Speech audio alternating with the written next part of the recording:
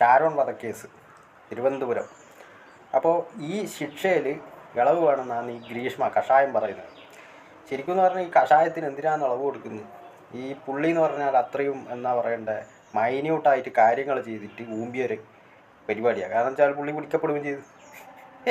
ഇത് ചെയ്തിട്ട് പുള്ളി പിടിക്കപ്പെട്ടു. അതാണ് അവള് പിന്നെ ലോക തോൽവിയാന്നുള്ളതിൻ്റെ കാര്യം നമുക്ക് മനസ്സിലായല്ലോ. ചെയ്തിട്ട് പിടിക്കപ്പെട്ട അതായിട്ട് എന്നിട്ട് ഇളവ് വേണമെന്ന് ഇത്രയും ബ്രൂട്ടലായിട്ട് എന്നാ പറയണ്ട ഒരാളെ കൊലപ്പെടുത്തിയിട്ട് എന്നാ പറയണ്ടേ ആ മരിക്കുന്നതിന് മുന്നേ ആ ചെറുക്കൻ അത്രയും വേദന അനുഭവിച്ചിട്ടാണ് ആ പാവം പോയി.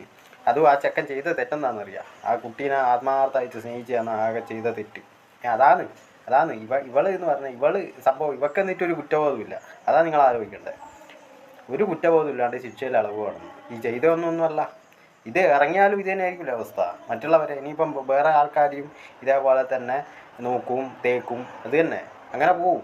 അത്രയേ ഉള്ളൂ.